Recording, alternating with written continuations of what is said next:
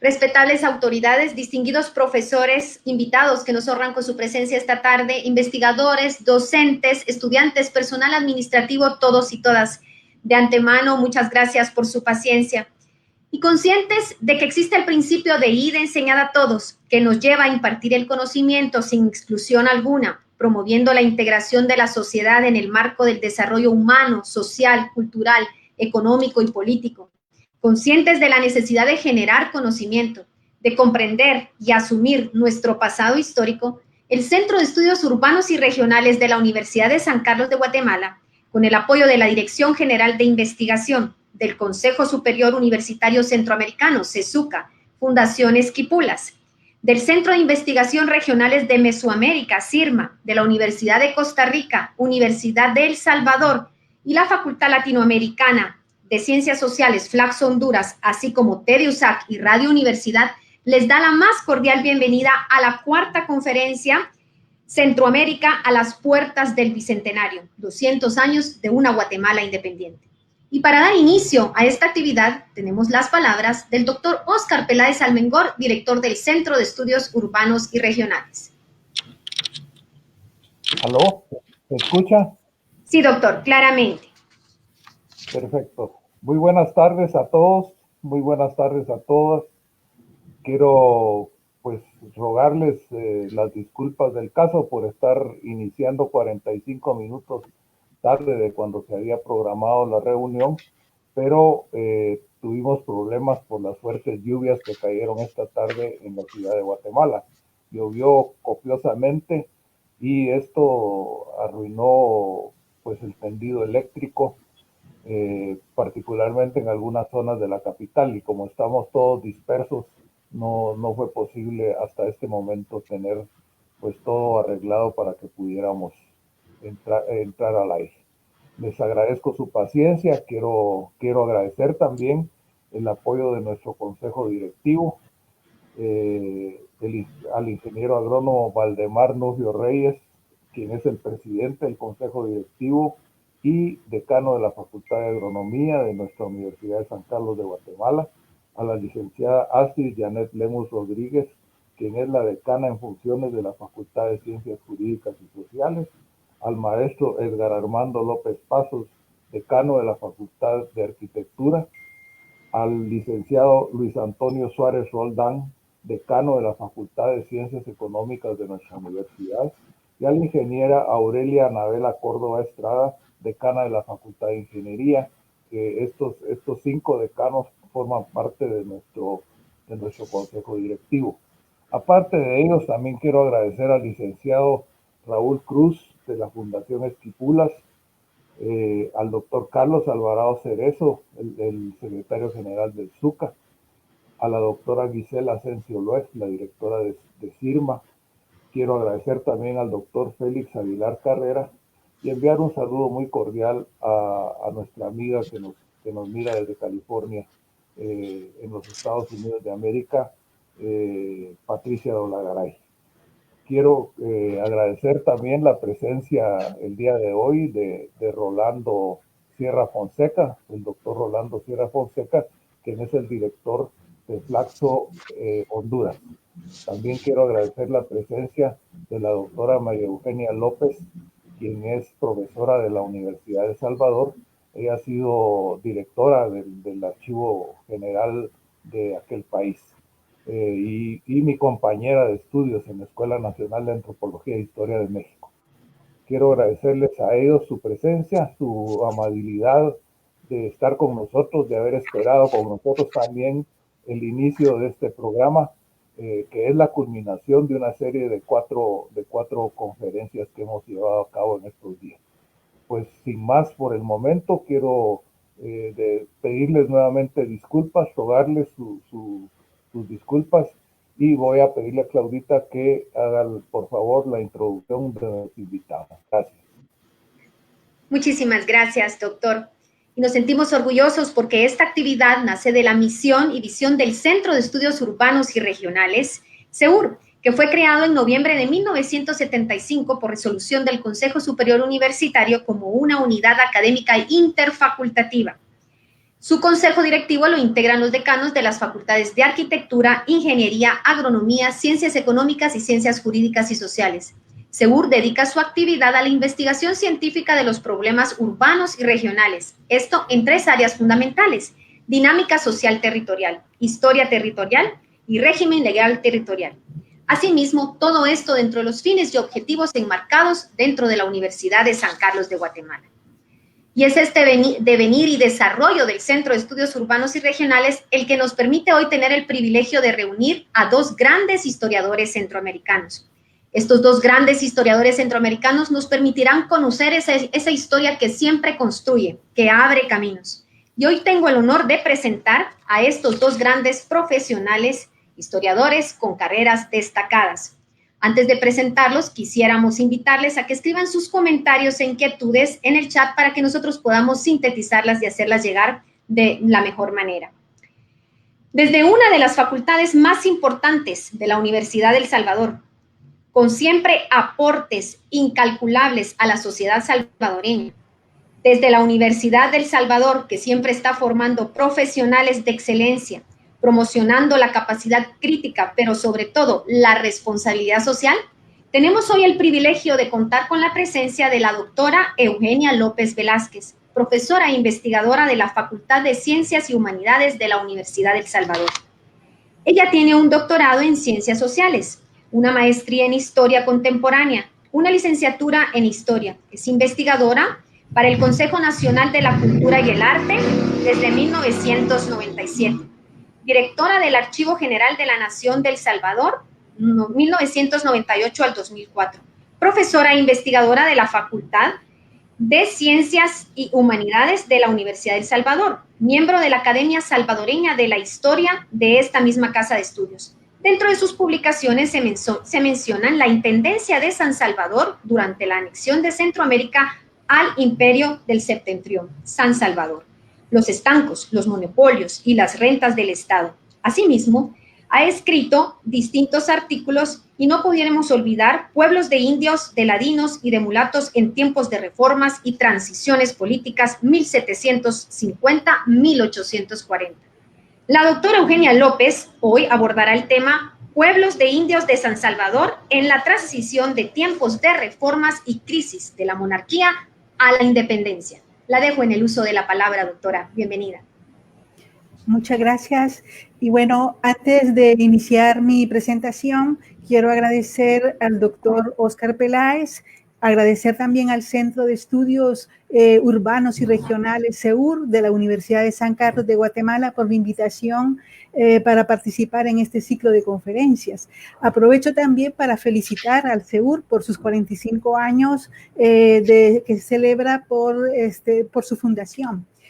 Un saludo también al doctor Rolando Sierra, con quien voy a compartir esta jornada, y un saludo también para los que nos están escuchando y los que están conectados en esta conferencia. Bueno, voy a comenzar de lo que trata mi exposición.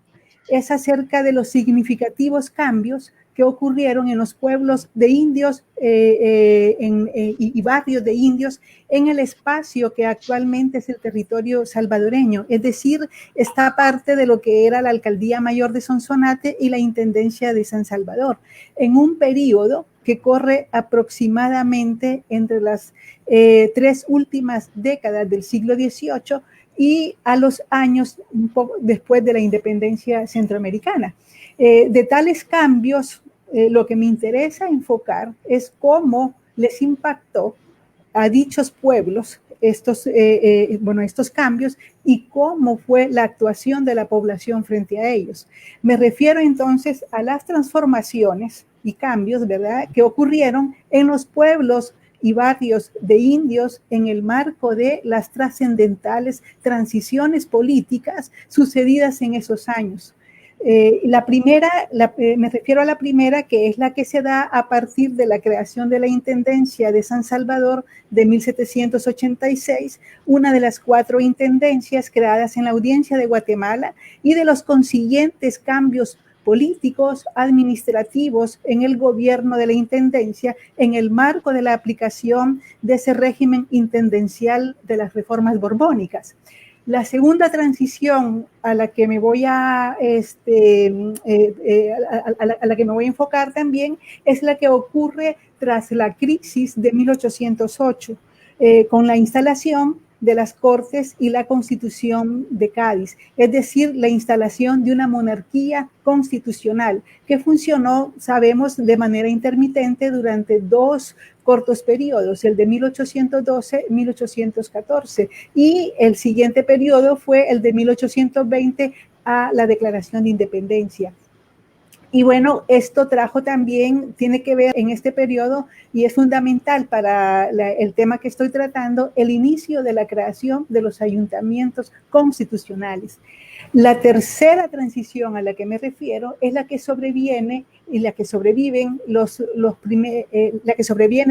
los primeros años de la República Federal después de la independencia. Sobre todo me interesa destacar en este periodo los cambios ocurridos en los pueblos de indios a partir del establecimiento de los nuevos estados y con ello la creación definitiva y más extensiva de los ayuntamientos constitucionales.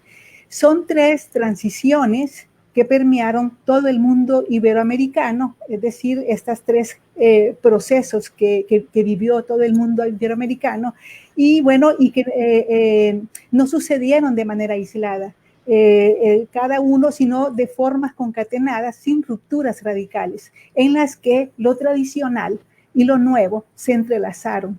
Es decir, evoluciona un proyecto liberal en el cual continúan ciertos compendios de antiguo régimen, todo lo cual impactó de manera negativa en los pueblos y parcialidades de indios, en el plano de sus gobiernos, en la economía, en el plano social y en el plano étnico. ¿A qué población de la Intendencia de San Salvador me refiero cuando apunto pueblos de indios? Me refiero entonces a los indígenas de repúblicas de indios, que tenían un cabildo, tierras del común, tenían cofradías, hermandades, algunos tenían escuela, también había cárcel, habían parroquias o ermitas, tenían sus cajas de comunidad, pagaban diezmo, pagaban tributo, pagaban alcabala, el salario del maestro cuando había escuela y el salario del cura también cuando había cura. En la segunda mitad del siglo XVIII están adquiriendo una nueva configuración, estas repúblicas de indios.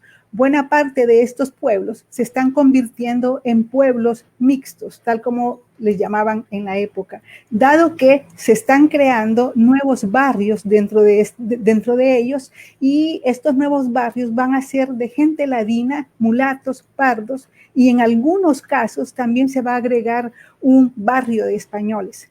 Parte de esta nueva población ha emigrado a la intendencia por el atractivo de la economía comercial de añilera que estaba en auge y que estaba incrementándose en esta segunda mitad del siglo XVIII.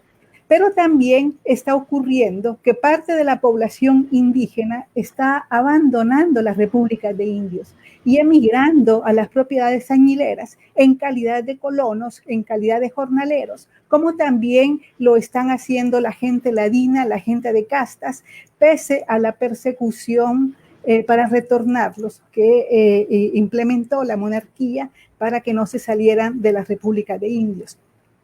Los indígenas huyen de sus pueblos no solo por el atractivo de la economía comercial, sino también por las formas coercitivas y de mayor vigilancia introducidas en los pueblos y parcialidades de indios, de ladinos y de mulatos bajo el nuevo orden reformador, nuevo orden jurídico y administrativo aplicado bajo el régimen de intendencias.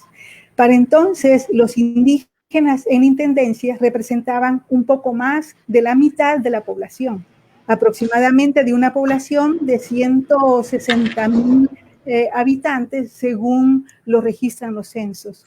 La otra mitad de la población entonces la constituía una porción muy pequeña de españoles peninsulares, de criollos y mestizos, quienes vivían en las repúblicas de españoles ubicadas en las cabeceras, en las cabeceras de pueblos, ubicadas en las vías y en la ciudad de San Salvador. Y el 40% restante eran ladinos, pardos, mulatos, negros y población mestiza y caucásicos pobres. Hay que tomar en cuenta que de esa población ladina, buena parte son indígenas que han abandonado las repúblicas de indios y que se incorporan a ese bolsón que muy ampliamente se les llamó ladinos. De manera que lo que se observa a través de censos, de visitas y otros documentos, que durante la segunda mitad del siglo XVIII se está dando un acelerado proceso de ladinización de los indígenas en el marco de la Intendencia y la Alcaldía Mayor de Sonsonate.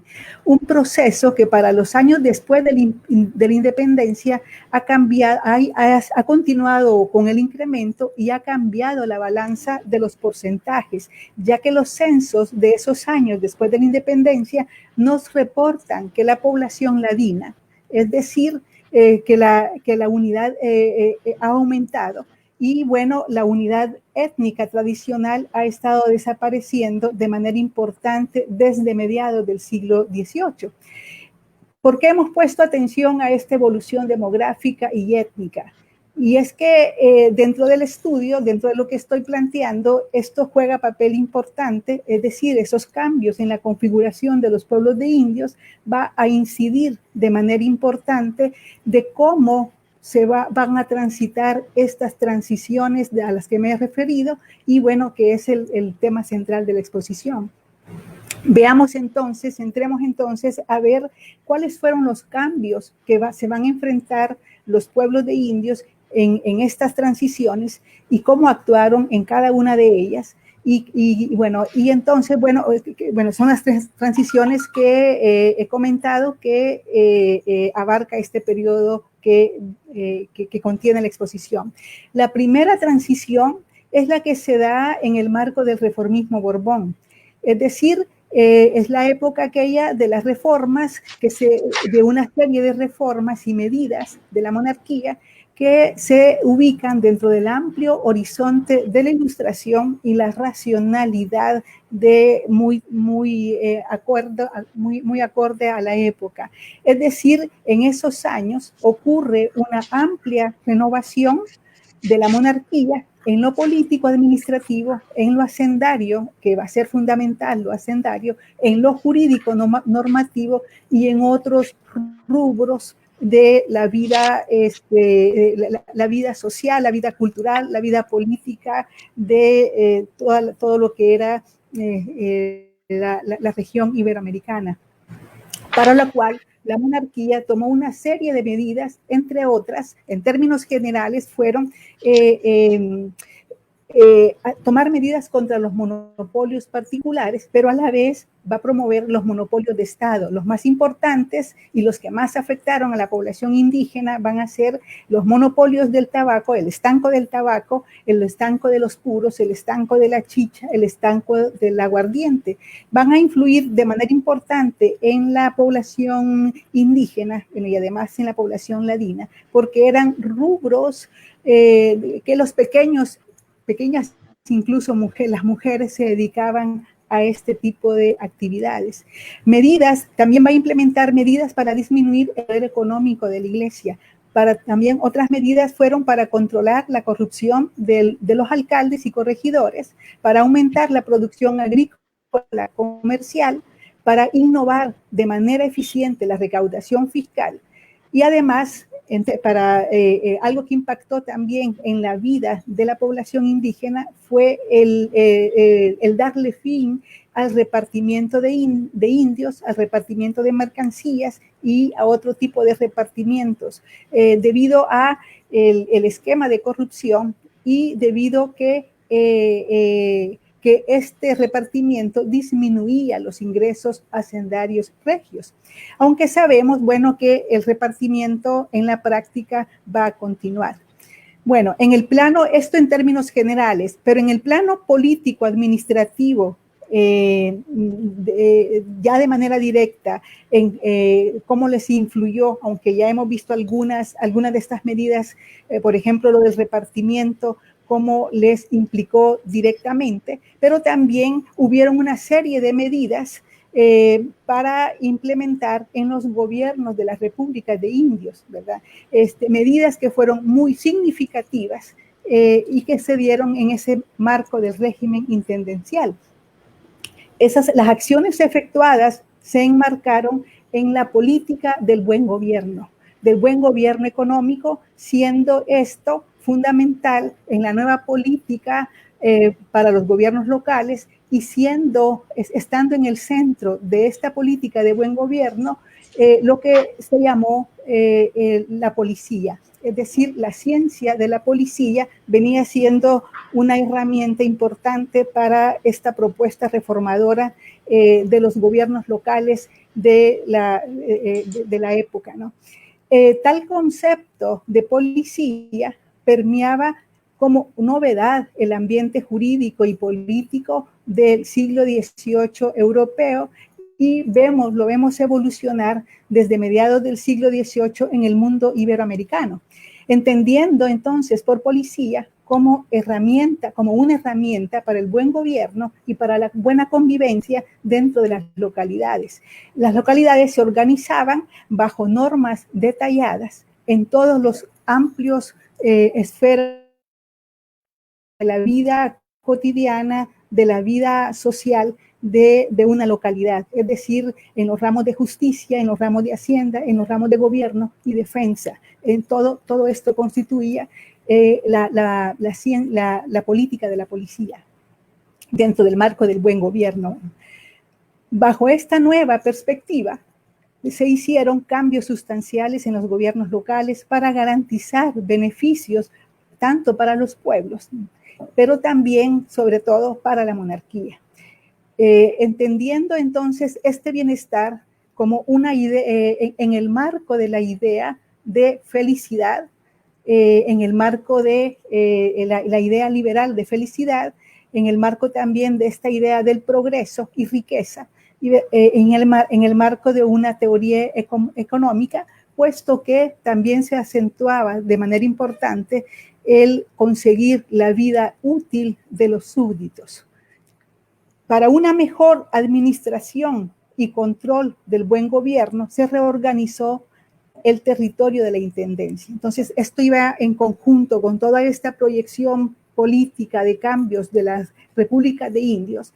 También se pensó que era necesario toda una reforma territorial. Y para esto, entonces, la Intendencia de San Salvador se distribuyó internamente en 15 partidos, 15 partidos o distritos, para los que se crea una nueva figura política superior distrital, que eran entonces los subdelegados. Va a ser una nueva figura política que, junto con los alcaldes ordinarios españoles, van a tomar el control territorial de los partidos y van a tomar sobre todo el control y vigilancia de los pueblos a través de varios auxiliares. En el caso de la República de Indios, el auxiliar fundamental del subdelegado para ejercer su función va a ser la figura del gobernador de pueblos de indios, una figura que se había extinguido, pero que bajo esta nueva política se va a renovar. El gobernador de pueblos de indios va a ser quien cumplió el papel sustancial en el funcionamiento del gobierno local. Fueron incorporados al Cabildo de Indios para vigilar a las autoridades locales, pero también tuvieron la función de controlar y perseguir el delito a través de las patrullas de Santa Hermandad. Vigilaron de manera amplia también el buen funcionamiento del gobierno espiritual. Fueron los encargados de recaudar el pago de las cajas de comunidad de 4 pesos por indio tributario, fondo que se le entregaba al subdelegado para que éste lo redistribuyera para los pagos del tributo, el diezmo, el salario del cura, el del maestro y para otros gastos comunes. También los párrocos y curas, los párrocos curas, digamos, fueron las autoridades locales, fueron también autoridades locales claves que van a colaborar para el buen desarrollo de ese gobierno, del nuevo gobierno económico. toda esta organización gubernamental requirió nuevas normativas locales, las cuales, a diferencia de las anteriores, de las épocas anteriores, estas tenían la novedad de que eran sumamente detalladas, las cuales van a servir de guía para el gobernador, para garantizar el orden, incluso para hacer no solo garantizaba el orden y la policía dentro de los pueblos, sino que a larga duración vendría cambiando también las prácticas culturales. Con esta nueva política de policía se desarrolla una capacidad coercitiva de la convivencia en la localidad mucho más acentuada que en épocas anteriores. Una de las normas importantes que se elaboraron fue la que produjo el primer intendente de San Salvador, el intendente Joseph de Ortiz, a la que llamó una normativa general, a la que llamó la instrucción a que deberán arreglarse los gobernadores de los pueblos de indios. En la práctica, quiero leerles una parte de un artículo para que vean en qué sentido iba esta regulación. El artículo 10, por ejemplo, dice: no se consentirá que los justicias y principales echen de ramas por el pueblo por ningún motivo ni pretexto, ni que repartan a las indias algodones para hilados para el sustento de los padres curas, pues para eso deberán solamente valerse de lo producido de sus siembras, que las tengo mandadas a hacer cada año, separadas de las cajas de comunidad. Como ven, en un pequeño párrafo de un artículo podemos ver bajo qué detalles estaban dirigiendo las formas de vida y la organización social de la población. Bueno, ¿cuál fue la respuesta de la población, verdad, ante todo este régimen coercitivo y de prácticas? Porque además, si bien la monarquía intentaba cuando le puso fin a los corregidores y gobernadores en algunas partes de la audiencia de Guatemala, que es el caso de San Salvador, intentaba acabar con aquellas prácticas de abuso de poder que tenían acostumbrada estas autoridades. Sin embargo, vamos a ver que no se acabaron con las nuevas autoridades establecidas. Algunos de los subdelegados van también a incurrir en este tipo de prácticas de abuso de poder. Y bueno, ante toda esta coerción y ante la continuación de abusos y excesos de poder, la población obviamente va a desarrollar diversas estrategias de resistencia, entre ellos los motines, por ejemplo, ¿verdad? La huida de los pueblos a otros lugares, como ya decíamos, no era solo por el atractivo de la producción añilera en apogeo, sino también para salir a una vida más libre.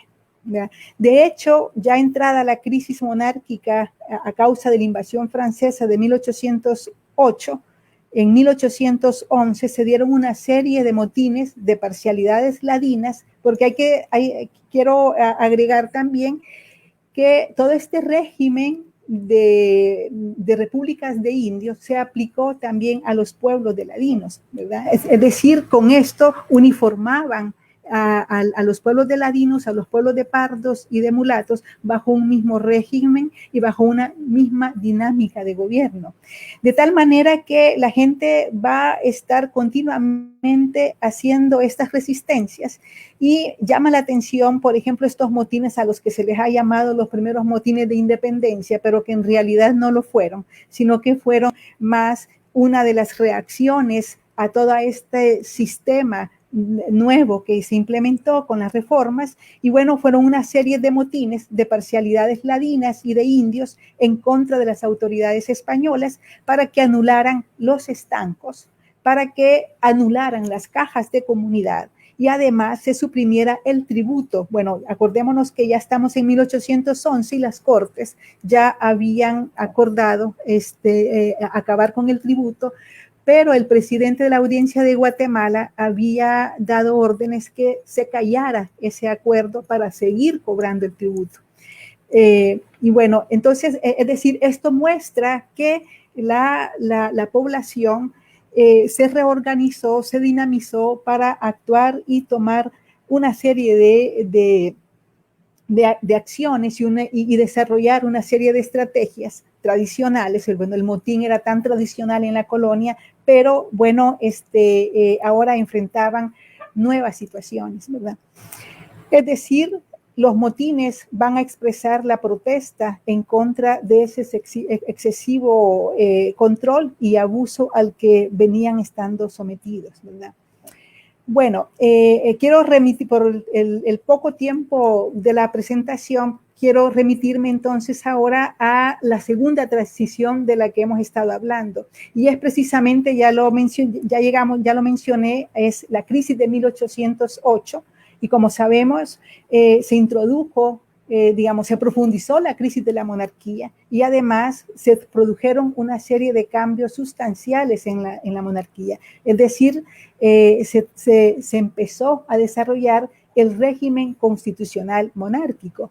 Si bien fueron, como ya he dicho anteriormente, dos periodos relativamente cortos, cuando la Constitución gaditana estuvo en vigencia, es decir, del 12 al 14 el primero y de 1820 al 21 el segundo, en estos años se iniciaron también cambios sustanciales en el gobierno local, a partir de que la Constitución gaditana daba fin a las repúblicas de indios y establecía un nuevo órgano de gobierno local, que eran los ayuntamientos constitucionales. Aunque no fue mucho lo que se avanzó en estos años, ese concepto de nuevas municipalidades fue retomado por el constitucionalismo de las nuevas naciones centroamericanas después de la independencia. Es decir, que en la tercera transición que ya he mencionado, va a haber un continuo en torno a cómo organizar los gobiernos locales, que se hace a partir de lo planteado de la Constitución gaditana. Así vemos entonces desarrollar un proceso desde la implantación del constitucionalismo, la extinción de los cabildos de indios, el cual esta extinción se amplió y se terminó de hacer en la vida republicana después de la independencia. ¿Cómo se desarrolló ese proceso? Este proceso se vivió en medio de tensiones dentro de las repúblicas de indios, ¿verdad? Tanto en los barrios ya existentes, ¿verdad? Es decir, se vivió en medio de tensiones entre los 2 o 3 barrios que ya existían en los pueblos, en los pueblos de indios, originalmente de indios, pero como ya hemos dicho, por el desarrollo demográfico y por los cambios de la configuración, ya la gran mayoría de los pueblos que originalmente eran de indios, en la Intendencia de San Salvador ya eran de 3 barrios. De tal manera que a la hora de instalar las municipalidades, los ayuntamientos constitucionales, este proceso se va a dar lleno de conflictos, no como lo dictaba la Constitución, sino que, es decir, la Constitución planteaba que debía de generarse un solo ayuntamiento bajo el consenso de toda la población.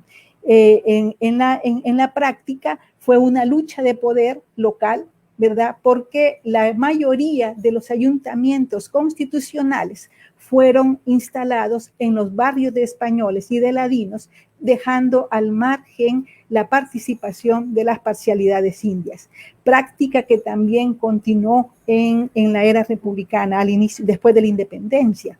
También quedaron fuera de la creación de ayuntamientos constitucionales los pueblos de indios que no alcanzaron el número de población mínima que se requería para establecer un ayuntamiento constitucional.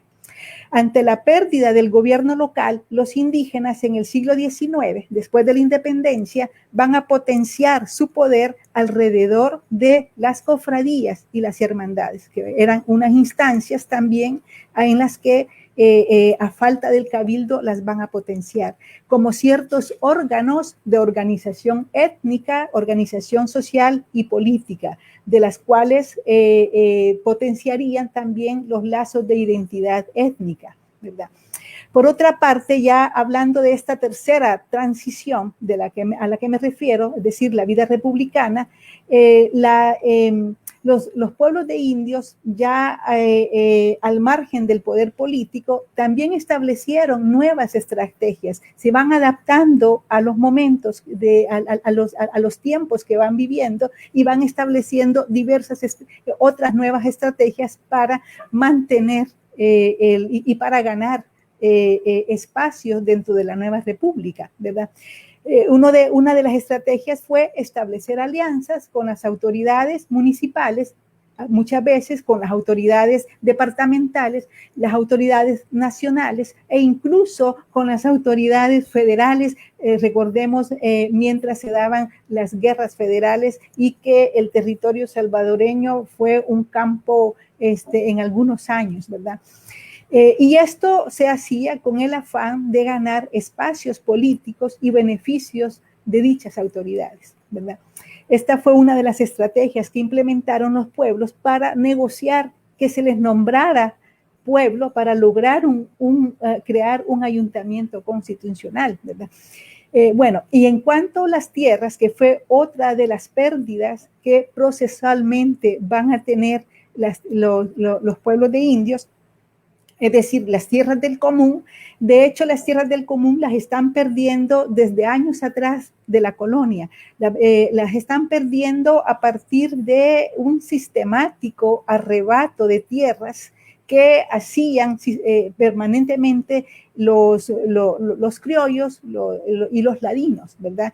Esto va a continuar después de la vida republicana durante la primera mitad del siglo XIX y será hasta las últimas décadas del siglo XIX con las llamadas reformas liberales que terminarán extinguiéndose tales tierras del común, de tal manera que al final del siglo XIX la población indígena en general ha perdido poder político y el poder económico sustancial que tenían, ¿verdad?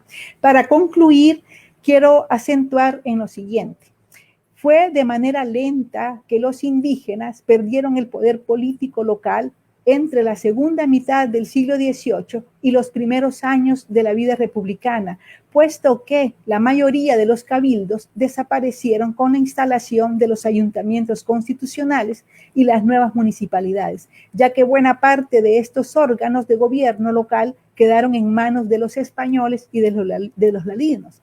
En cuanto a las tierras comunales y ejidales, será también a partir de mediados del siglo XVIII que iniciarán un proceso de pérdida de dichas tierras, primero a través del arrebato por parte de ladinos y criollos, mecanismos que van a continuar en el siglo XIX y nada más al final de ese siglo, en la época de ese planteamiento liberal de las últimas décadas, es que se va a pasar a la propiedad individual, terminándose de extinguir las tierras del común.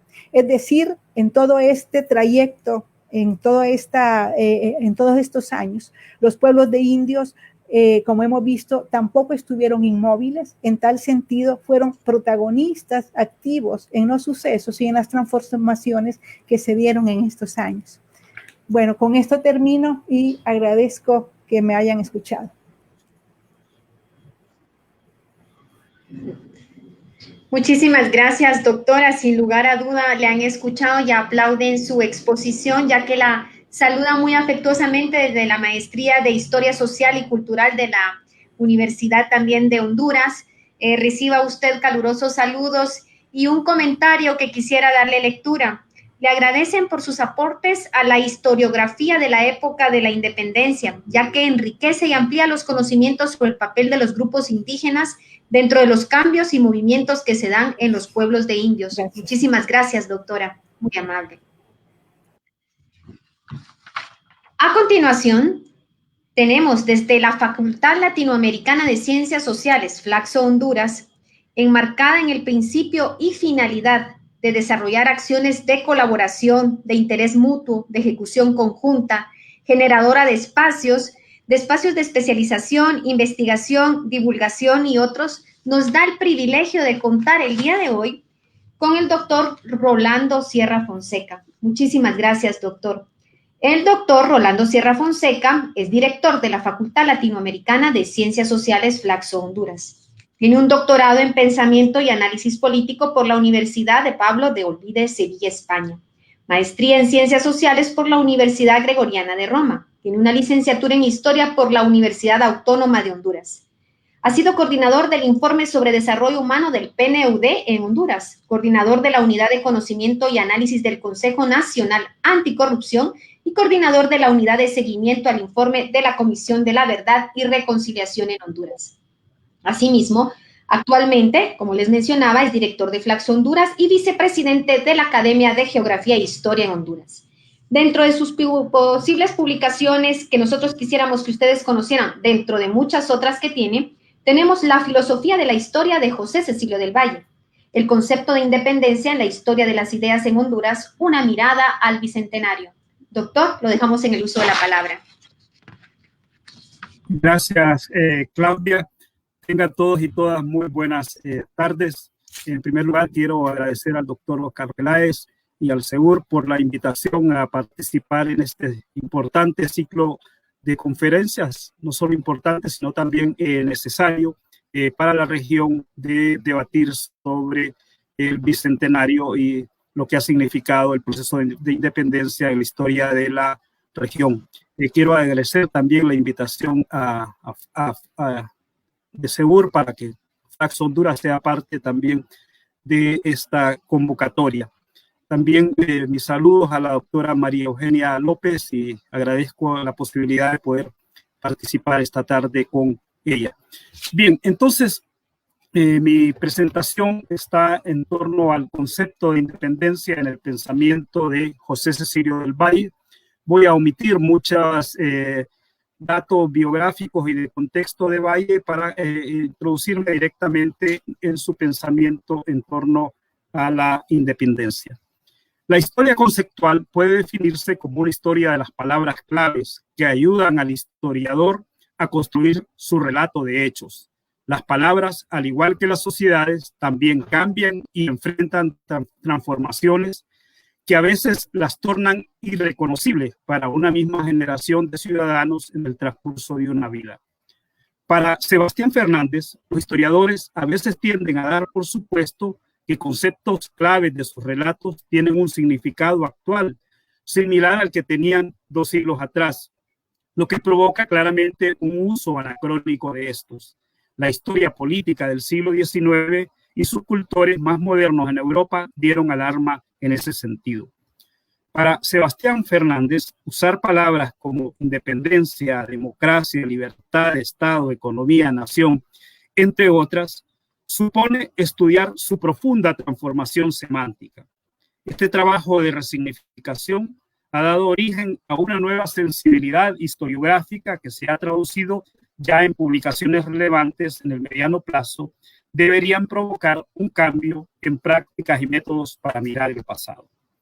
Así, el concepto independencia, que tiene su origen en la Europa del siglo XVIII, es uno de los pilares de la modernidad ilustrada, que se manifiesta en categorías como emancipación, libertad, revolución, todas ellas para significar lo que Immanuel Kant definió en su famoso trabajo, que es la ilustración, al conceptualizar la modernidad como la salida del hombre de su minoría de edad de la que es culpable. Señala a esta minoría de edad como la incapacidad de servirse de la propia razón sin requerir la ayuda del otro. Es decir, la ilustración consistía en la liberación de estructuras sociales que nos encadenan al no ser comprendidas. En el caso de la independencia de Centroamérica, José Cecilio del Valle y los demás líderes manifiestan tempranamente una gran cercanía al programa ilustrado en el uso de conceptos como libertad, democracia, educación, laicismo, progreso, los que se alcanzarían al momento de lograr la libertad de la patria, antes tal vez que la de los individuos, como lo ha demostrado en sus estudios de Herrera, Dean, Casaus, entre otros que han trabajado la historia de los conceptos en la región. Para ubicar el concepto de independencia dentro del pensamiento de Valle, es de tomar en cuenta que en toda su obra, este pensador y político buscó un conocimiento integral a fin de contribuir al desarrollo de los seres humanos. Es así como explica Ramón Oquelí, uno de los mayores estudiosos de la obra de Valle. Valle planificó una obra compuesta de 3 partes: el sistema físico, el sistema político y el sistema literario. El primero referente a la situación que ocupa nuestro globo en el espacio, la situación de cada lugar referente al globo, las tierras, piedras, sales, combustibles y metales, las aguas, la atmósfera, las plantas, los animales, el grado de calor, frío, humedad y sequedad y las revoluciones físicas. El político, el sistema político, comprendía la agricultura, industria, comercio, población, gobierno y las revoluciones políticas. En el literario se encontrarían las ciencias físicas y abstractas y las revoluciones literarias. De los sistemas físico y literario se derivan las ciencias físicas y abstractas, sus revoluciones, su decadencia, su destrucción y restablecimiento. Es precisamente en su artículo titulado El sistema político en donde Valle desarrolla con mayor profundidad el concepto de independencia. La independencia de España todavía sigue siendo el hecho más significativo en la historia de América Latina, que marca la búsqueda de un proyecto propio de nación. Es el momento que por primera vez los latinoamericanos, como lo planteó Leopoldo Sea, tenemos que vernos con el pasado, ya sea para asumirlo o para negarlo. De hecho, Valle sostenía que la independencia era para las Américas el suceso más grande, y cito, el más memorable que el de su descubrimiento. Producirá en la marcha progresiva del tiempo efectos que le serán también. Es aquí cuando se empieza a forjar en este momento de la independencia una conciencia más clara de ser una región dependiente, y es a partir de aquí en donde se irá formando una filosofía de la historia, tal como lo ha expuesto Leopoldo Sea, que interpreta la dependencia en relación con los proyectos colonizadores de Europa, el mundo occidental, que imponen a este continente.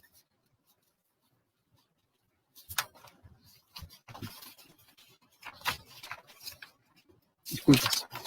Así, el momento de la independencia marcará este instante de autorreflexión sobre el continente y cada una de las emergentes naciones. Como lo planteó Octavio Paz, la independencia ofrece una figura ambigua, al igual que la misma conquista. La independencia se presenta como un fenómeno de doble significado. Por un lado, disgregación del cuerpo muerto del imperio, y por otro, el nacimiento de una pluralidad de nuevos estados. Es más, este hecho genera un pensamiento que tiene como punto de partida una justificación de la independencia, pero que se transforma casi inmediatamente en un proyecto de nación. América no es tanto una tradición que continuar como un futuro que realizar. En el caso centroamericano, aparte de la independencia del Imperio Español, 2 acontecimientos políticos actuarán como canalizadores también del debate sobre la independencia y la construcción de la nación. Uno, la independencia del gobierno o del Imperio Mexicano en 1824, y el segundo, la creación de la Federación Centroamericana entre 1824 y 1838. Es quizá desde 1824 en donde el concepto y la forma de comprender y darle significado a la independencia, en donde se empieza a tener una serie de usos, reconceptualizaciones y resignificaciones. El concepto de independencia como parte del lenguaje político sufrirá así una serie de desplazamientos en su uso e interpretación, y especialmente también en la obra de Valle. Así, al analizar el concepto de independencia en José Cecilio del Valle, se observa un pensamiento guiado por la modernidad occidental, el uso de la razón, la secularización, la universalidad, la voluntad emancipatoria y el progreso. Y este es el cual inspiró la independencia latinoamericana respecto a la corona española y acompañó también el desarrollo histórico de estas sociedades en sus ideas de nación, Estado y progreso, ya sea para asumirlo o negarlo. En Valle, los conceptos independencia, libertad, emancipación anuncian el proceso que permitiría poner fin, por un lado, a la presencia de España en América, con una ruptura con el orden colonial, tanto en lo político, la dependencia de la corona, como en lo social y cultural, terminar también con una religiosidad intransigente y del cual no recupera nada, por lo que la independencia es una etapa histórica que comienza desde cero en un presente que se transforma en una especie de estado adánico y de orfandad. Pero por otro lado, también esto respecto a la independencia absoluta, tanto del imperio mexicano como de cualquier otro imperio. Así escribió Valle: la independencia absoluta es nuestro primer derecho y el fundamento de las demás. El espíritu público es la garantía más firme de la independencia y la libertad justa de imprenta es la forma y dirige el espíritu público. Valle planteó que para entender la independencia de América y especialmente la de Centroamérica, esta no tiene que verse como un hecho o como un acontecimiento espontáneo, sino como un proceso. La independencia no fue algo espontáneo. Desde su visión galileana de la ciencia, para Valle, la independencia ha respondido a ciertas leyes sociales y ciertas leyes de la historia. Y escribió: pero este desarrollo de luces y poder no es obra de un momento ni resultado de un deseo. En lo político como en lo físico, nada se hace de repente. Todo se va formando lentamente. Lo propio de entonces de la independencia de esta región de la América para Valle respecto a las otras es que fue más bien producto de la opinión y la razón que de la guerra y de la muerte. Y escribió: el poder de la opinión hizo proclamar la independencia en paz y sosiego, sin sangres ni muertes. Que el mismo poder vaya haciendo lo que nos falte, sin hostilidad ni persecuciones. Dirijamos la opinión, ella hará progresos y su potencia será irresistible. Mientras la independencia fuera un proceso racional, para Valle lograría su sostenibilidad y plenitud. No sería algo reversible. Y escribía: el mundo está en movimiento y no regresará. Difundamos luces para que su marcha sea pacífica y gozaremos entonces los bienes que propone la independencia sin sufrir los males con que ha afligido a otros países. De este modo, la independencia significaba para Valle que la región entrara en la senda de la modernidad política. Por modernidad política se entiende un nuevo orden de ideas, de imaginarios sociales, de valores y comportamientos que configuran una nueva era que da origen a un hombre nuevo, una nueva sociedad y una nueva política. Surge una nueva legitimidad, la de la nación o pueblo soberano, en contraste con la soberanía regia o del rey. O sea, un cambio esencial es el paso del súbdito o vasallo al ciudadano soberano. Aparece con la modernidad política una nueva política con actores de una nueva clase que por primera vez pueden llamarse políticos, en tanto que se integran precisamente para conquistar esa nueva legitimidad. Este nuevo orden de cosas, que se concreta fundamentalmente gracias a la Revolución Francesa, se relaciona y contrasta a la vez con el concepto de imaginario monárquico. En esa línea, para Valle, la independencia del Imperio Español significó la entrada de la modernidad política y significó para Centroamérica, sobre todo, el paso del despotismo a la libertad, tal como tituló un artículo en el cual escribía: después de 2 siglos de gobiernos absolutos, opresores de los pueblos, los hombres pensaron en gobiernos constitucionales, protectores de sus derechos. La primera época debía producir la segunda. Y era cosa muy natural. El dolor hace siempre pensar en el remedio. Asimismo, también escribió: la tierra ofrecía en otro tiempo el espectáculo triste de naciones enteras sometidas a la voluntad de un solo individuo o a los caprichos de sus vasallos. Los reyes donaban, legaban y vendían pueblos, así como los ricos venden, arriendan o regalan cabras, ovejas y caballos. Millones de hombres eran propiedad de un solo hombre. Claramente, para Valle, la independencia entonces significa el reconocimiento del yo americano, la conciencia como pueblo de alcanzar la mayoría de edad, su propia identidad, su propia ley y su propio destino. En la misma línea de Kant y del constitucionalismo galitano, Valle planteó lo siguiente: yo debo ser independiente, debo ser americano. El silencio de toda pasión a la ley fundamental de España es uno de mis títulos. La soberanía reside en la nación. Lo que acuerda la mayoría debe ser ley, y la América, que es la mayoría, quiere su independencia. Con ello, la independencia para Valle es auténtica, sobre todo si es el resultado de la voluntad del pueblo o de una nación que logra su mayoría de edad, como un hijo que es capaz, cuando llega el tiempo de separarse de sus padres, como un proceso casi natural de crecimiento y madurez. Y escribía Valle: la independencia no será entonces la reacción del oprimido que se vuelve contra su opresor, será la emancipación del hijo que, llegando a la edad viril, se aparta de la casa de sus padres, reconociendo a la beneficencia que supo darle educación y fuerza. Esto es para Valle el punto de partida para que un proceso de independencia se consolide y sea sostenible.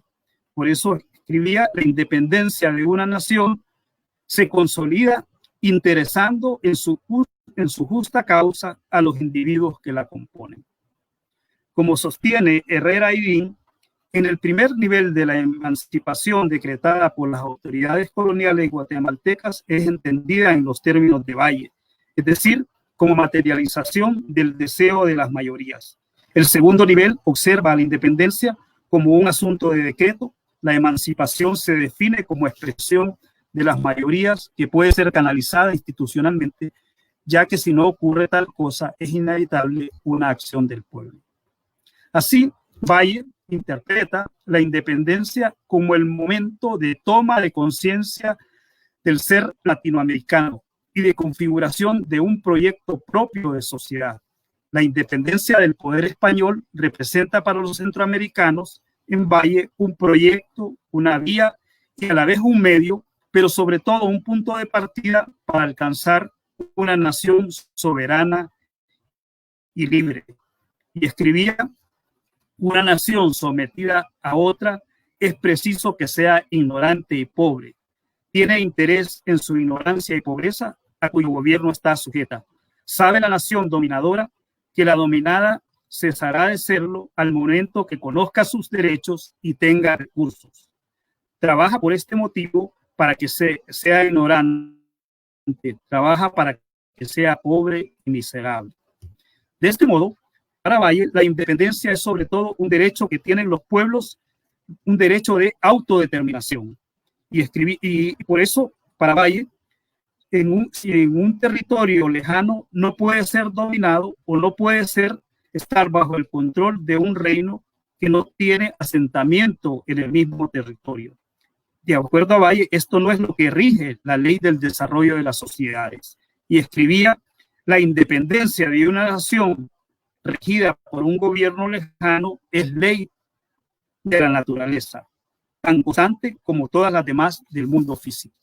Por ello, para Valle, un elemento básico de la modernidad política para la región es la voluntad emancipatoria, entendida como toda aquella acción que permite a una persona o a un grupo de personas acceder a un estado de autonomía por cese de la sujeción a alguna autoridad o potestad. Y escribía Valle: la independencia nos ha puesto en manos de nuestros destinos.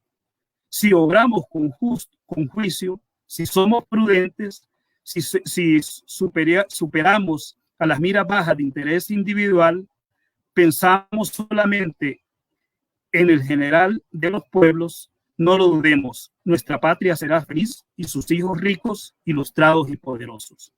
De igual forma, Valle conceptualiza la independencia como la capacidad de decidir sobre el propio destino y la propia historia. Al respecto escribió: siendo independiente, esta nación, sus destinos dependerán de ella misma. No será Lima, no será Bogotá, no será México la que dará leyes, será Guatemala la que las dictará a Guatemala. Sus hijos tendrán elevación en su carácter, nobleza en sus sentimientos. Somos, dirán, independientes y libres. No es el norte ni el sur el que nos enviará empleados. Nosotros mismos elegiremos a nuestros legisladores, a nuestros jefes, a nuestros jueces.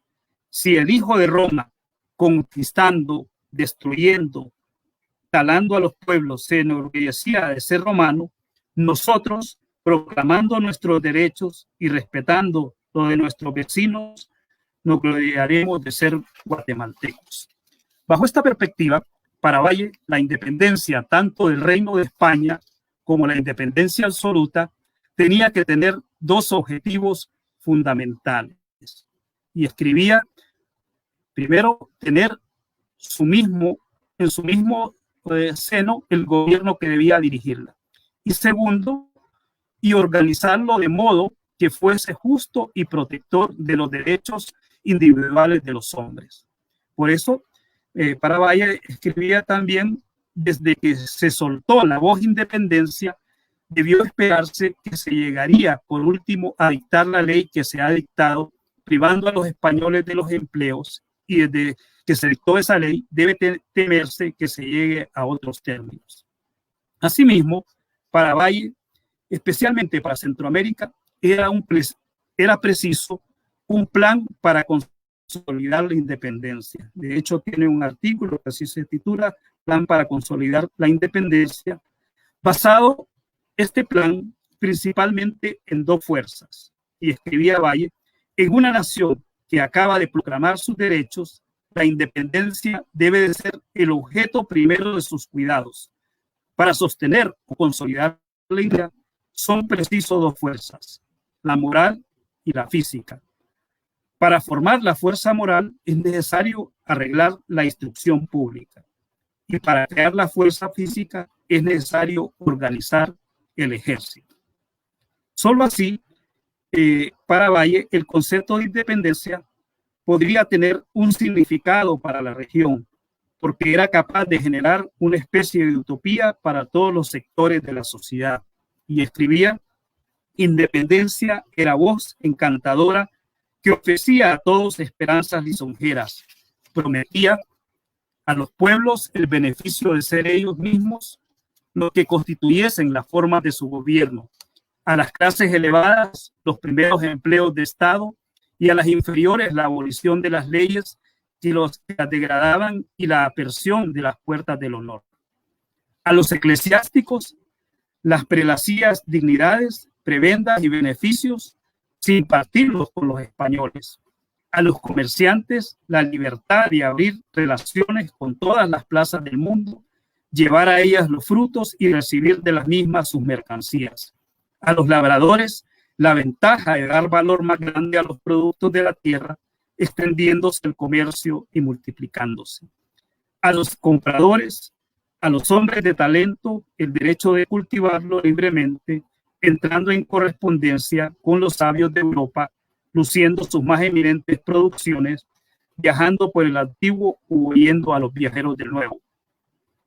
El otro uso del concepto de independencia que hace Valle es el histórico, al interpretar la historia de América a la luz de este concepto.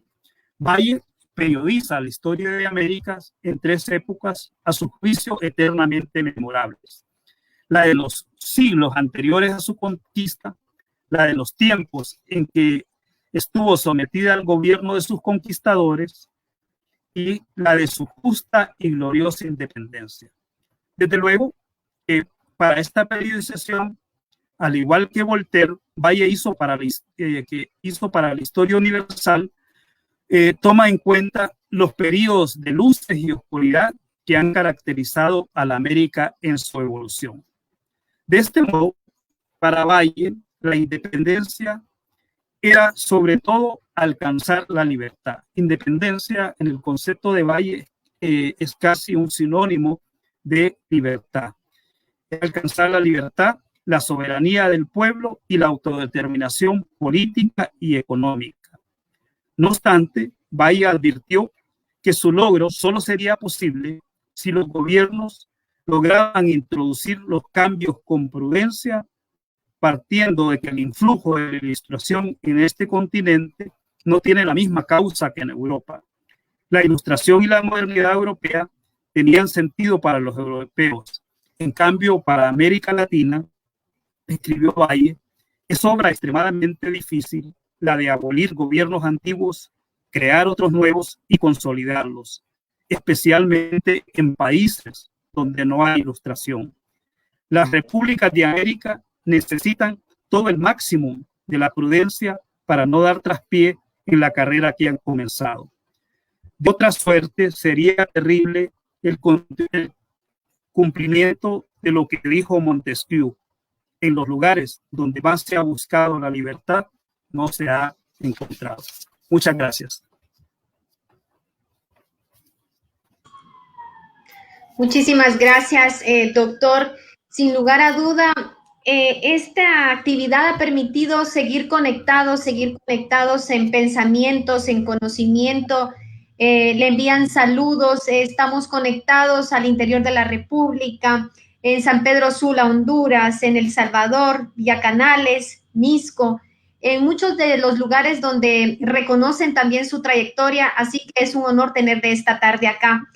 Nos han permitido los dos, usted doctora Eugenia López, tener un total recorrido por una gama de conocimiento y experiencia, y no se diga más, su gran opinión. Y para ello quisiera rogarles, también nos han llegado a la plataforma algunas inquietudes.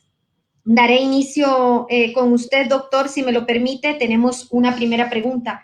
Doctor, ¿podría ampliar más sobre el plan en el aspecto físico? Sobre el sistema en el aspecto físico, en el pensamiento de Valles. No exactamente. Sí. Creemos que bueno, sí, de acuerdo a... Pues. Exacto. Así es, doctor. Sí. Digamos que hoy diríamos que es todo el estudio de la geología, todo el estudio de la geografía, todo el estudio de la biología, digamos. Esto sería, digamos, para Valle el quehacer, digamos, del sistema físico. De hecho, bueno, ha sido publicado aquí en Honduras unos escritos inéditos de Valle que los publicó Ramón Oquelí, en donde se presenta, digamos, todo este pensamiento de Valle, que es todo su pensamiento científico. Hay una gran reflexión de Valle sobre la ciencia, lo que es la ciencia. Valle es como buen discípulo de Fray Antonio José Liando de Goicoechea, se inscribe, digamos, dentro de la ciencia moderna y de la ciencia galileana, y desde ahí hace una clasificación, digamos, de las ciencias, y lo que sería, digamos, el sistema físico, hoy lo podríamos entender, digamos, como el estudio de la geología, el estudio de la geografía, de la química, de la biología y de la física como tal. Muchísimas gracias, doctor. Siguen llegando inquietudes y preguntas. Esta pregunta va dirigida a la doctora María Eugenia López. Doctora, ¿podría ampliarnos lo referente a la extinción de los cabildos de indios y sus consecuencias? Muchas gracias. Sí, decía en la exposición que los cabildos de indios instalados en las repúblicas de indios venían siendo los órganos de gobierno, venían siendo los órganos de gobierno durante lo que es la época colonial. las repúblicas se fueron transformando durante, sobre todo la última mitad del siglo XVIII, y se van a constituir ya no solo en pueblos de indios, sino que era una mezcla de población, pero cada uno en sus barrios, ¿verdad? De tal manera que en la colonia se acostumbró que en un mismo pueblo hubiera un cabildo de ladinos, un cabildo de indios, un cabildo de barrio de español o parcialidad de española, parcialidad de ladinos o parcialidad de indios. Así convivían separadamente, porque unos estaban bajo el régimen de República de Española, es decir, un barrio de españoles, y los pueblos de indios estaban regidos bajo la República de Indios, ¿verdad? Cuando se introdujo la monarquía constitucional, a partir de lo que plantea la Constitución, había que cambiar de régimen político local. Esto era entonces, se suprimían las repúblicas y se planteaban las municipalidades, en el término de ya una sociedad bajo ese concepto de igualdad política. Entonces, a la hora de hacer elecciones, porque eso era una novedad también, nuevos procesos selectivos, al hacer elecciones, dentro de esa dinámica de 3 o 2 barrios en los pueblos, fue complicado y generó tensiones. Y bueno, quienes hegemonizaban más en los pueblos venían siendo los barrios de españoles, los barrios de ladinos, y dejaron al margen a la hora de una constitución, de un ayuntamiento local, y lo que vamos a ver en toda la intendencia es la pérdida de poder de los pueblos de indios. Esto, como decía en la exposición, fue un principio, pero que después de la independencia, cuando se dio la era republicana, de nuevo el constitucionalismo republicano retomó todo este bagaje político de la Constitución gaditana. Entonces, sí, ya más en serio, ya más con más desarrollo en los nuevos estados, se aplicó la creación de municipalidades y se dio bajo la misma dinámica, de tal manera que los pueblos, los barrios de indios que tenían sus cabildos lo van a perder de esa manera. De tal manera que en la República de Indios, en la vida republicana, una de las pérdidas importantes que tuvieron toda esta población indígena fue sus cabildos, ¿verdad? Su organización política. Sí. Muchas gracias, doctora. ¿Tienen inquietud también de saber si usted podría referirse a los cambios en el sistema tributario en las 2 primeras etapas? A ver, durante toda la colonia, los indígenas tributaron diezmo, bueno, también el tributo, ¿verdad? La alcabala se les aplicó con las reformas borbónicas, y además había toda una serie de impuestos, ¿verdad? Incluso en la crisis del 1808 hay un impuesto para salvar al rey, ¿verdad?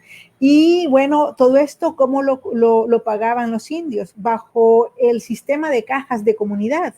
Ellos tributaban 4 pesos, o si no tributaban 4 pesos, hacían trabajos en las tierras del común, en la siembra de maíz, siembra de frijol, e incluso hacían siembra de añil, y la venta era para ese gasto que tenían, lo recibía el subdelegado y lo repartía en todos los impuestos que debían de pagar. Cuando se trasladó, cuando hicimos la transición, digamos, a la República Federal, y que el planteamiento liberal que se debatía y que se estaba desarrollando en esa época, pensamos, es decir, el tema del tributo, un impuesto colonial, debía de extinguirse. Sin embargo, se mantuvo formas, si bien el nombre se acabó, pero hubieron ciertas formas de continuar tributando, pero es que fue la razón de por qué hay una tardanza y hay no fue inmediata la pérdida de tierras de los indígenas, fue precisamente porque dentro del nuevo marco de la Constitución de las Naciones era necesario que los indígenas tuvieran tierras para que estuvieran desarrollando una economía para sus pueblos, pero que también tuvieran la posibilidad de pagar impuestos. Entonces, bueno, si bien el tributo como tal acabó en la colonia, después de la independencia se mantuvieron otras formas tributarias. Muchísimas gracias, doctora. Siguen llegando comentarios felicitándolos, agradeciéndoles por su presencia. Doctor Rolando Sierra, ¿consideran que el pensamiento de Valle pues realmente ha sido muy oportuno? Y quisieran que ampliara usted un poco y le pregunta, ¿Valle pensaba en solitario o formaba parte de una fracción o grupo local? Doctor Rolando Sierra.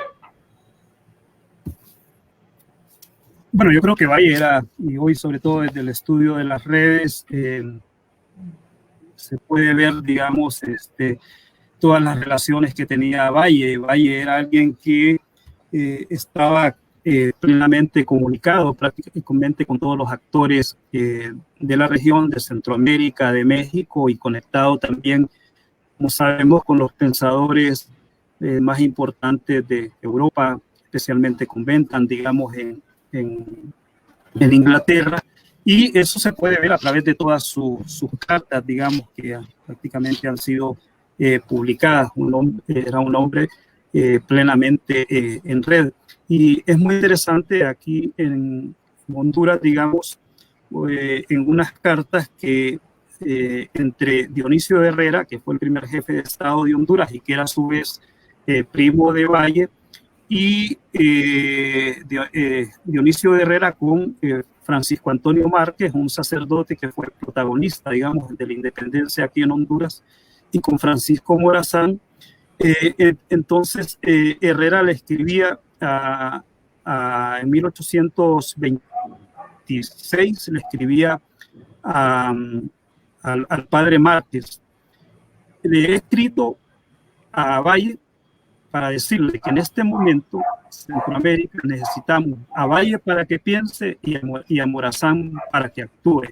Es decir, eso lo que vemos entonces es un hombre conectado, un hombre en red, y como se puede ver a lo largo de su correspondencia y la referencia también que está haciendo a diferentes autores y pensadores. Y Valle era, como muy bien lo dijo Ramón Kelly, hay que verlo en una triple dimensión, digamos. Valle claramente era primero un hombre de familia, lo segundo era un hacendado, y lo tercero era un hombre de la vida política,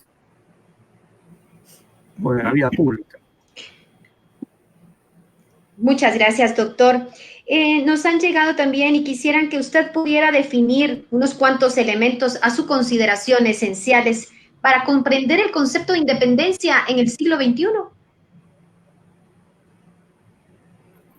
Bueno, yo creo que más bien en el siglo XXI, y sobre todo en esta perspectiva del bicentenario, todo lo que uno está leyendo y los planteamientos van en torno a una segunda independencia, es decir, que el siglo XXI ve la independencia, digamos, de hace 2 siglos, como no como una independencia plena, no como una independencia total, y no como una independencia especialmente económica. De hecho, hoy los conceptos de independencia están más orientados, digamos, en este contexto de la globalización, especialmente a pensar la independencia más en términos socioeconómicos, y el planteamiento en el siglo XXI más bien es cómo se logra, digamos, una segunda independencia para la región.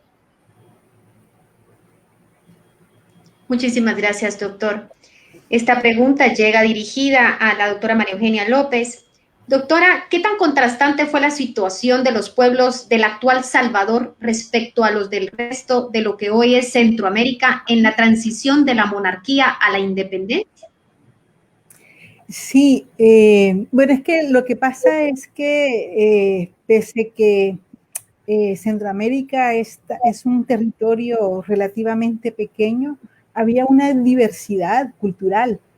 Y además la dinámica de cada una de las divisiones político-territoriales que estableció la monarquía, es decir, Chiapas por un lado, la ciudad de Guatemala por otro, Honduras por otro, Nicaragua, cada una tuvieron una dinámica muy particular, muy propia, económica, aunque había cierta uniformidad política, pero la demografía era diferente y los procesos económicos también fueron diferentes. Entonces, como vemos, al hacer los estudios, digamos, Costa Rica tuvo sus propias dinámicas, El Salvador tuvo su propia dinámica, la producción añilera le dio un carácter muy particular, como a otros también sus procesos económicos. Chiapas tiene otras características, de tal manera que no es posible hacer unas generalizaciones de lo que está pasando en cada uno de los territorios, porque las poblaciones y las dinámicas socioculturales son diferentes, es decir, toda la población indígena de Guatemala tiene su propio proceso histórico muy diferente al que está pasando en San Salvador. En Nicaragua viene siendo lo mismo, acordémonos toda la costa atlántica fuera de la monarquía, ¿verdad? Todo esto le da un carácter distinto y entonces es necesario ubicar, digamos, estos procesos muy particularmente dentro de estas regiones culturales y también políticas, ¿sí? Entonces, en realidad hay diversidad de dinámicas. Muchas gracias, doctora. Y tiene la inquietud de saber realmente qué era la caja comunitaria. Ya.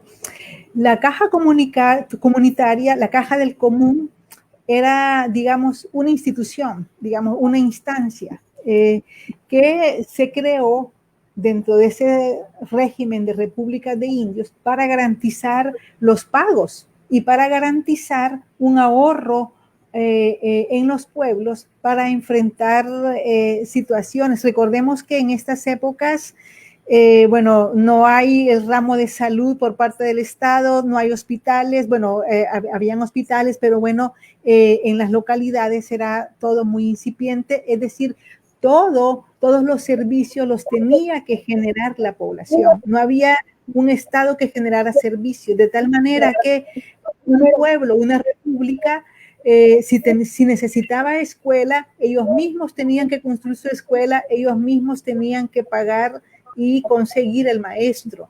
Es decir, tenían responsabilidades para pagar tributos, por ejemplo, el tributo, impuesto, digamos, el tributo va a ser uno muy particular dirigido a las repúblicas de indios, también el diezmo había que pagarlo, y bueno, en épocas de desastre, este ahorro común servía para enfrentar los desastres, de tal manera que el objeto de una caja de comunidad era para solventar los gastos comunes en épocas de desastre, los gastos comunes para la dinámica, digamos, social de la misma población y para garantizarle a la monarquía la eficiencia en el pago fiscal. Entonces, bueno, ese era el sentido, ¿verdad? Pero bueno, no la controlaban ellos, el dinero lo entregaban a las autoridades superiores. Y bueno, muchas veces hay quejas en los pueblos de indios cuando, por ejemplo, hay un difunto y la familia del difunto no tuvo ni para la mortaja, buscaban que se resolviera la situación de su caja de comunidad, le solicitaban al subdelegado que diera para el entierro de uno del pueblo y muchas veces se negaban. Entonces, es decir, la caja de comunidad venía siendo una carga y muy poco beneficiosa para la población. Por eso es que en muchos motines una de las demandas que continuamente van a plantear es el fin de esas cajas de comunidad, porque era una carga para ellos. Muchas gracias, doctora. Y nos llega la última pregunta que va dirigida al doctor Rolando Sierra. Doctor, ¿qué opinión conservó Valle de la Iglesia? Ya que es de recordar que para la reunión abierta que propone Gabino Gainza, Valle fue el moderador. ¿Qué pensamiento tenía Valle de la Iglesia, tomando en cuenta la participación del arzobispo Casaux, fiel a la corona europea? No, Valle realmente él tuvo un pensamiento muy claro respecto a lo religioso, si bien él era un ilustrado, digamos, y él veía necesaria la secularización hasta cierto punto de la sociedad, pero sí reconocía en la iglesia un papel importante, digamos, dentro de la sociedad y sobre todo, fundamentalmente, Valle analizó lo que significó la Revolución Francesa y decía que uno de los principales problemas que había tenido la Revolución Francesa con la contrarrevolución era precisamente que se había prácticamente atacado muy fuertemente a la iglesia y todo este afán, digamos así, secularizadora y ha sido muy fuerte, y que especialmente él miraba que aquí en los pueblos había una religiosidad muy significativa.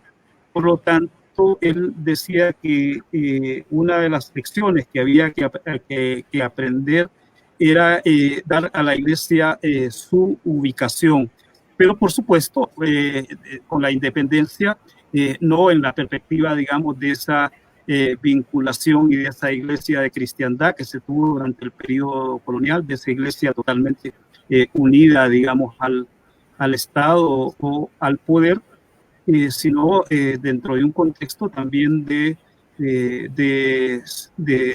secularización.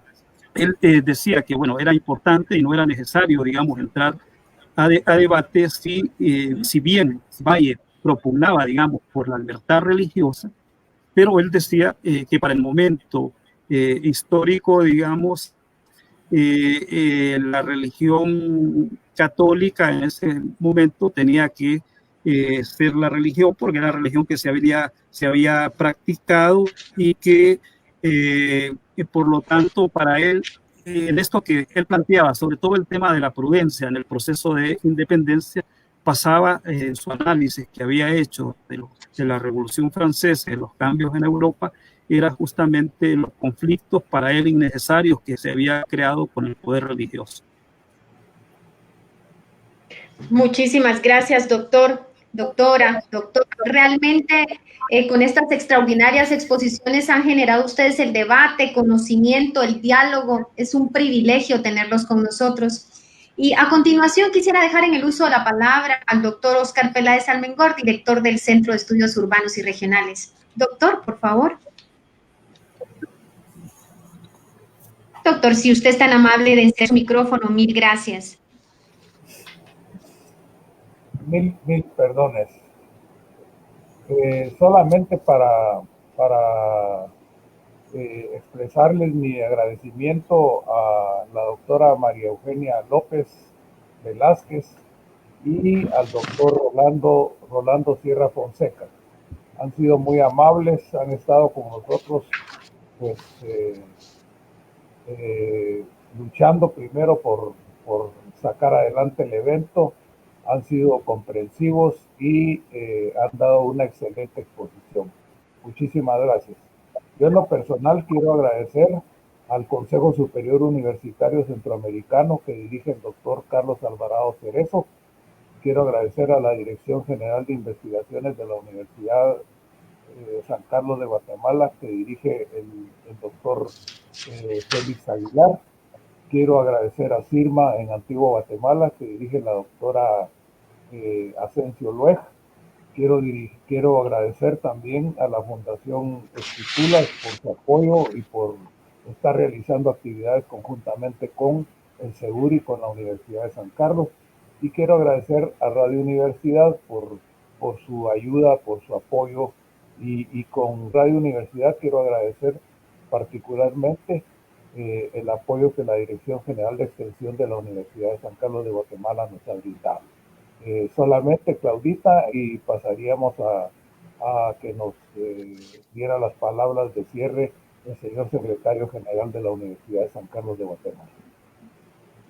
Muchísimas gracias, doctor. Y como usted bien lo menciona, la bienvenida a esta plataforma al arquitecto Carlos Cerezo, secretario general de la Universidad de San Carlos de Guatemala. Bienvenido, señor secretario. Bien, muchas gracias, doctor Oscar Peláez. Un saludo muy cordial, igual a la licenciada Claudia Portillo, por esta conducción que tenían estos eventos. Me uno al agradecimiento a la doctora María Eugenia López Velázquez y al maestro Rolando Sierra Fonseca, de Flaxo, Honduras. Creo que ha sido muy enriquecedor toda esta semana, pues en especial el día de hoy la doctora Eugenia López nos hace importantes aportes en la historiografía de la época y el papel de grupos indígenas dentro de los cambios y movimientos que se dan dentro de los propios pueblos indígenas, sus motines para rebelarse contra los tributos, así como también los movimientos independentistas revolucionarios de Centroamérica de 1811. Son muy importantes todas estas reflexiones y conocimientos que se han dado, pues, en el que se conmemora el 199 aniversario en que un grupo de líderes religiosos y credos ilustrados de la élite de la época, que hay que reconocer que varios eran docentes o egresados de la Real y Pontificia Universidad de San Carlos de Borromeo, propiciaron el proceso pacífico de liberación del tributo de los criollos al Reino de España, quitando el dominio político español a la antigua Capitanía General de Guatemala, cuyo territorio comprendía desde Chiapas hasta Nicaragua. Y fue precisamente la Real y Pontificia Universidad de San Carlos de Borromeo del momento el centro de esas ideas que propiciaron esos cambios, esas ideas republicanas. La universidad proporcionó esos cuadros intelectuales que le dieron vida y forma a las primeras instituciones del periodo republicano. Y entre los docentes que destacan, pues hay que mencionar precisamente a Antonio Larrazábal Arribigá, que fue rector en 1813, era el rector en esa época, entre 1820 y 1825. La época en que se da el movimiento. Mariano Gálvez fue jefe de Estado también de 1931 al 38. Juan José de Isinena y Piñol, que era también de las familias poderosas de la época, fue rector en dos periodos, en 1825 y 1829, después en 1840 y 1865. Y fue uno de los que propugnaron también porque no se diera la ansiada Unión Centroamericana que quería Francisco Morazán. También Pedro Molina, que era académico de la universidad y fue jefe de Estado después, en 1823 a 1824. Y jefe de Estado en 1829 a 1831. También José Cecilio del Valle, Matías Delgado. Y cabalmente, pues, el maestro Rolando Sierra nos hace ver cómo José Cecilio del Valle, con un pensamiento modernista ilustrado, fue uno de los ideólogos de esa separación de España. Con ese pensamiento, pues, tenía las ideas emancipadoras y fue uno de los propulsores de ese momento donde buscaba la liberación de ese tributo, de esas estructuras sociales, de una nación hacia otra, pero una independencia al final crea, que es lo que tenemos que analizar claramente, que no fue un movimiento de la población como tal, fue un movimiento de las élites, por lo que la cultura colonial excluyente se mantuvo dentro de los gobiernos conservadores y liberales del siglo XIX, con marcar herencia pues todavía hasta nuestros días. Así es que son muy importantes estas reflexiones a un año de conmemorarse el bicentenario de dicho acontecimiento. Y sobre eso es importante reflexionar críticamente sobre la historia para explicarnos el presente, dado que la verdadera liberación se hará cuando se invierta en educación, se erradique la pobreza extrema y la nutrición crónica, se respete la vida dentro de un sistema con justicia social y se haga un uso sostenible de nuestros recursos naturales. Es decir, estas reflexiones, que son muy importantes para las nuevas generaciones, tienen que contribuir a que demos un salto hacia lo que hay que hacer en el futuro después de entendernos el porqué de la situación actual. Así es que agradecemos y felicitamos al CEUR por la organización de esta serie de charlas que se han tenido esta semana. Indudablemente, todo desde este mes hasta el 15 de septiembre del 2021 van a haber una serie de eventos organizados por la Comisión del Bicentenario de la Universidad de San Carlos y vamos a seguir reflexionando sobre todos estos aspectos que nos van a conducir o van a conducir a las nuevas generaciones a quitar esa visión parcializada con la cual crecimos todos nosotros también de la no verdadera historia del proceso en Centroamérica. Así es que reitero el agradecimiento a la doctora Tania Sagastume, quien fue una de las panelistas, al maestro Danilo Dardón, que estuvieron en el panel, a la doctora Xiomara Gandaña de la Universidad de El Salvador, al maestro Iván Medina Jiménez, a la doctora María del Carmen Muñoz, también de la Universidad de San Carlos, Ángel Valdés, de la USAC, y por supuesto el día de hoy cerramos con broche de oro con la doctora María Eugenia López Velázquez, de la Universidad de El Salvador, y el doctor Rolando Sierra Fonseca, de Flaxo, Honduras.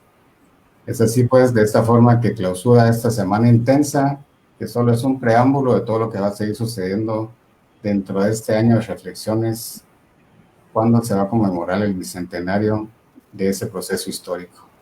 Muchas gracias.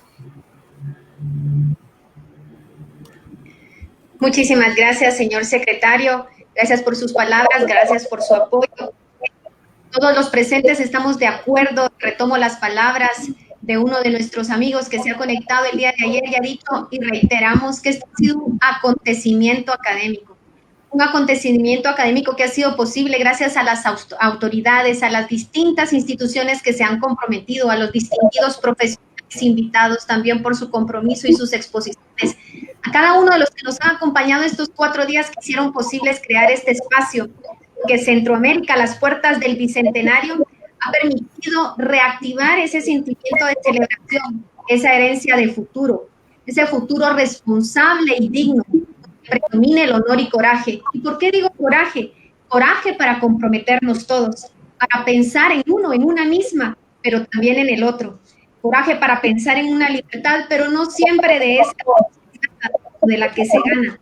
Coraje para crear la oportunidad de ser lo que nunca pensamos que seríamos. Muchas gracias a cada uno de ustedes. El Centro de Estudios Urbanos y Regionales, sin lugar a dudas, celebra este año su 45º aniversario y esto ha sido parte de esta gran celebración. Queremos invitarles siempre que sigan la página oficial del Centro de Estudios Urbanos y Regionales y sus redes, ya que tendremos distintas presentaciones de libros, distintos aportes de los profesores e investigadores. Y quiero citar para despedirnos esa frase de Nelson Mandela: derribar y destruir es muy fácil, pero los que construyen y trabajan por la paz, por la libertad y la dignidad son los que hacen posible que seamos héroes. Muchísimas gracias a cada uno de ustedes por estar esta noche y clausuramos estas 4 actividades. Muchas gracias. Muy buenas noches. Muy bien.